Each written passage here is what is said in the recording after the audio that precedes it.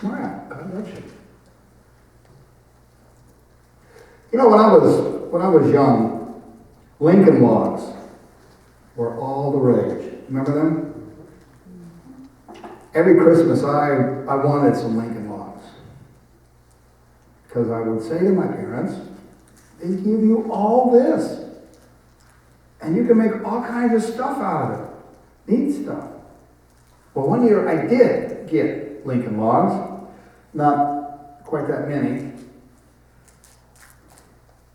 And I kind of grew out of the thrill. Kind of quick. Wasn't that much at all what I expected. So then it was on to the erector set. Gee, Mom, look at all these stuff you get. And look what you can make with all these pieces. I didn't read the box, where it said that some additional kits may be required. And now look how old things are brand new again. The Logos log set. It may have been something like that for King David. God told David that because of all the blood that was on his hands, he would not be allowed to build the temple of the Lord. So the king began to gather all the pieces required to build the first temple of God. It would be built in the city of David, Jerusalem. And what an erector set that mighty king had prepared. All the best of everything. From best woods, metals, stones, as well as the highly skilled craftsmen, builders required to make such a thing. The temple that King Solomon built for the Lord was 90 feet long, 30 feet wide, 45 feet high. Solomon's temple was built sometime around the 10th century BCE, before Christian era. Roughly 1,000 years before the time of Jesus. Well, today it's only just some pieces of rock and a bit of a wall standing. And modern archaeological surveys have not been able to find much. They've been very limited. And because of the religious sensitivities today, any type of large-scale excavations is strictly prohibited. Pretty much all we have is what's on the ground. We have no idea what it actually looked like. It may have looked like this. It may not. All we have are the artists' renditions of what we have descriptions of what the measurements were and what it was made of from the Bible, but we really don't know how it was all put together. That was from the outside. Now this could be possibly what it looked like on the inside. Taking a moment here. Notice the big barbecue pit right out in front. Anybody got one that big? Doug, you were pretty close. Well, this was where they did the burnt sacrifices. And sometimes that was a very busy place, especially around festivals. See these 5 urns on wheels, 10 actually, there's 5 on each side. They were used to wash what was to be sacrificed. And that big pot right there, let me get my measurements right here. It's called the sea. It was 13,000 gallons. It was what the priests used to bathe themselves. It was basically a big outdoor bathtub, pretty much, for the priests. And then you go inside the temple.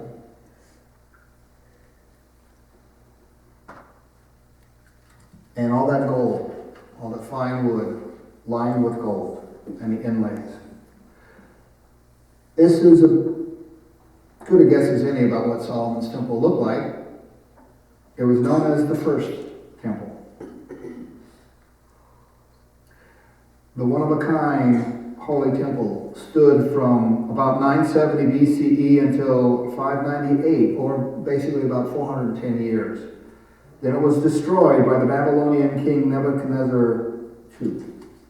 Historian Josephus says that the temple was built exactly 470 years, 6 months, and 10 days after it was built. He had time to count that, I guess. Now, the Babylonians took those who survived the attack as slaves to Babylon. And then some 50 years later, the Babylonians were defeated by the Persians. And King Cyrus II of Persia, or Cyrus the Great as he was known, had decreed that the temple of the Jews in Jerusalem was to be rebuilt so that the exiles might return to Judah. At the urging of prophets Haggai and Zechariah, a man named Zerubbabel was chosen to begin the construction of the second temple in about 521 BC. And it was completed about 3 years later. Now, it was built on the same ground using the same materials, but the important thing was to get the wall around the city so that the city would be safe, have a defense. And to build something for a temple because it was nowhere near what was before. It was basically patchwork, a place that the people can go to worship. Nothing too fancy at first, just to reestablish the wall around the city and the temple. And then in the year 20 or 19 BC, around there, King Herod took over the temple and began a major renovation. This was some great restructuring of the temple. The king brought it back to something which would have rivaled the first temple, if even not exceeded. It was much, much larger. In this example here, you see to the left the size of Solomon's temple, and then next to it, Herod's temple. In the bottom center, there's a rectangle which resembles an American football field. And the pretty close comparison. It was a massive structure, easily 5 or 6 times larger than the first temple. And as we said, the first temple could fit inside of the baseball diamond of American baseball. Several football fields could fit inside the new temple, in the temple space. So that many more people were able to enter temple grounds.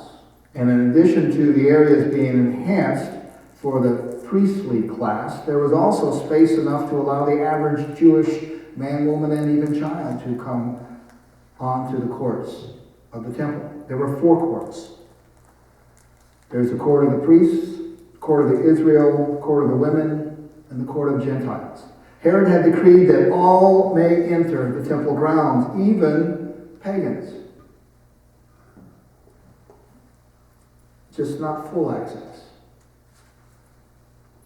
There was a place for everyone that they could go, but they could not go outside, deeper in to the temple from those places, under the penalty of death. And the Romans allowed the Jews to enforce that law. You can come in, but you can only come in this far. Supposedly the idea being that the rabbis and the teachers of the law allegedly would be ready, willing, and able to respond with a respectful, compassionate exchange for questions and learning interrogatives and help the people come closer to God through their knowledge and their training that the people did not have. So everyone could come in. This was a new thing in the Hebrew nation. Anyone could walk in within their limited compound areas, but they were forbidden to go any further.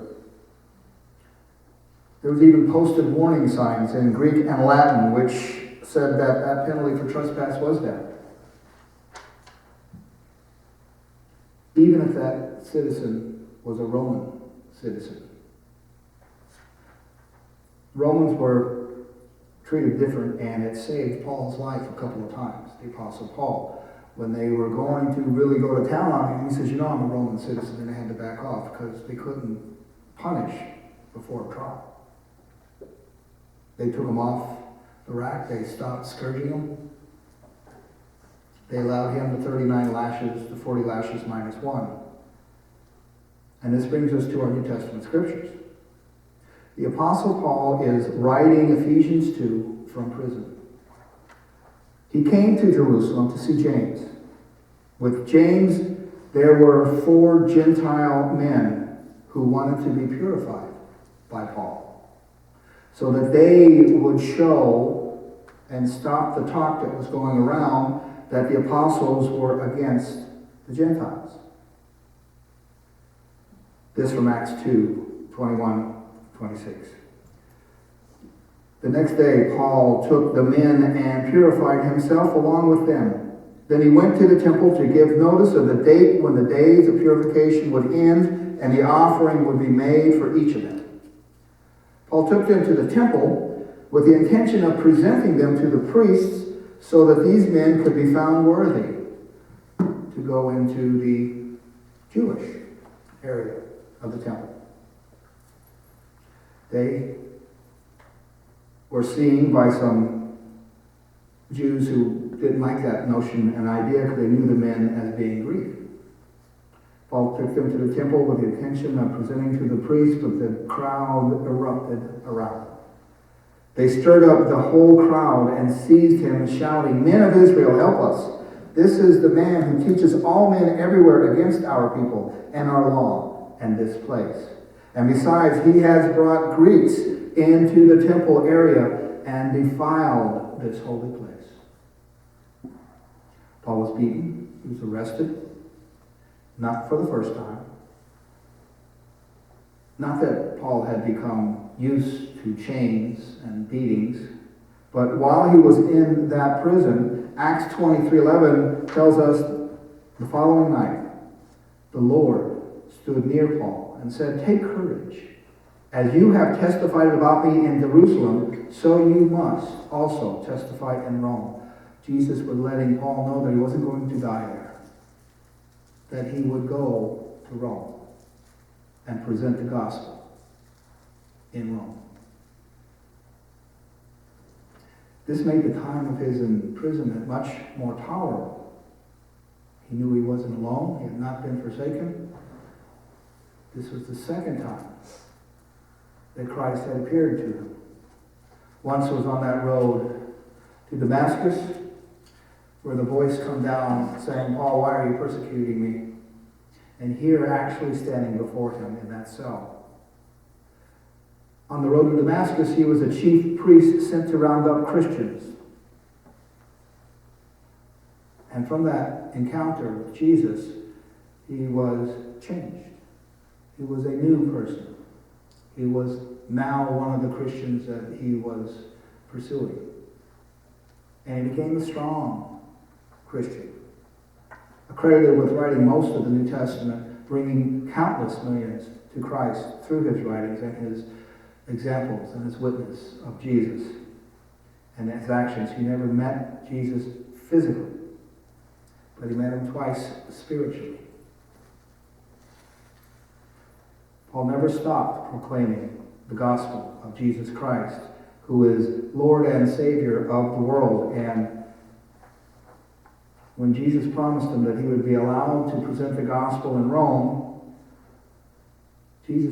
Paul began writing from that cell, and some of his strong letters, with no hint of the suffering of being chained. Who knows what happens in a prison cell?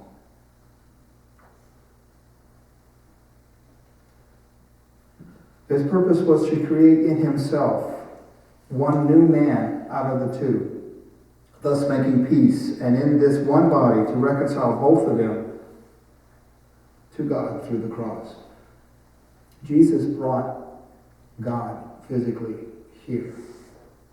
Jesus was fully human. Jesus is fully God, and Jesus reconciles the two into the one.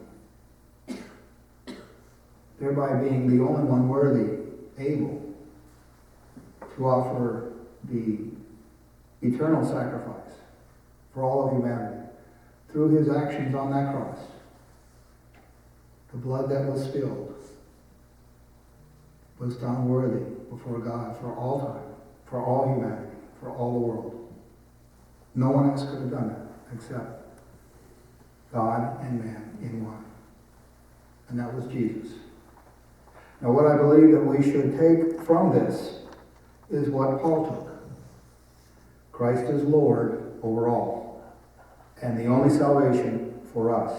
No matter what happens in this world, we have the promise of eternity. For through him, we have access to the Father, through the Spirit. Amen.